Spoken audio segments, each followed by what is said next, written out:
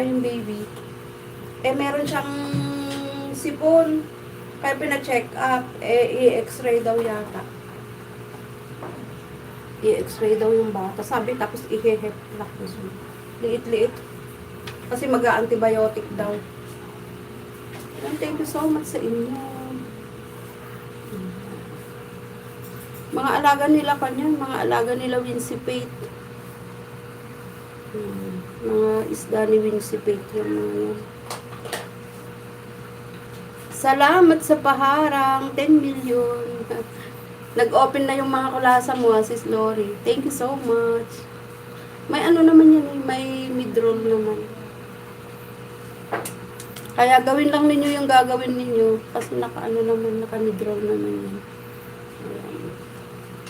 Taas uli natin. Mas maganda yon. Mas maganda yung mga nandun sa taas. Yan. Itaas uli natin. Nag-set up kasi ako dito kanina. Kasi, wala sila mami.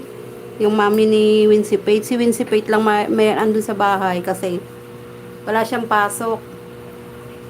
Sabi ko, dito na ako mag-set up ng live. Tapos bigla silang dumating. Baka pakialaman ni Winripay. Baka pakialaman ni Winripay ko na. So, susubli ako. Sis Lailani, maraming salamat. Hello, hello. Thank you so much.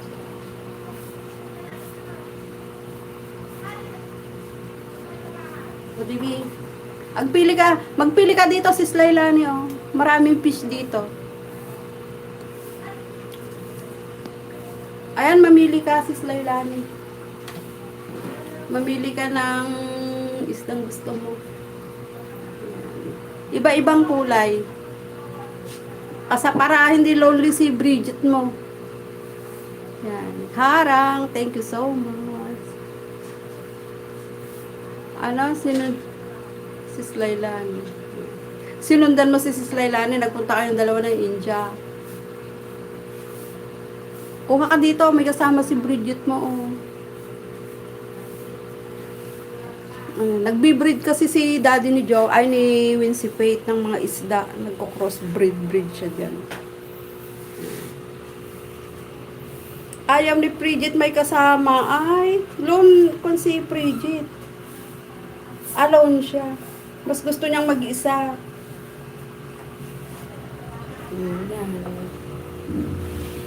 Mas gusto niyang mag-isa. Di ba sabi mo may ano na yun, nakailang taon na rin yun. Si Bridget na. Bridget ba?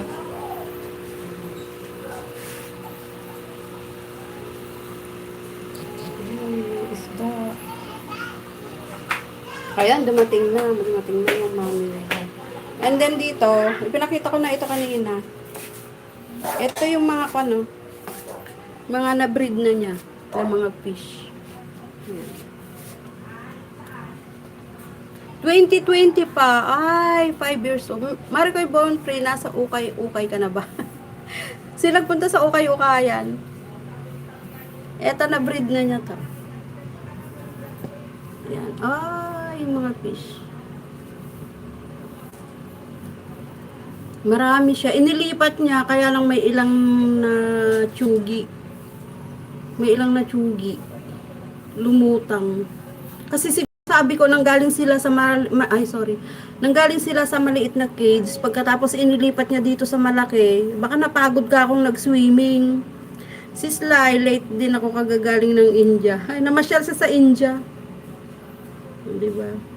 Bibihis pa. Saan ka pupunta?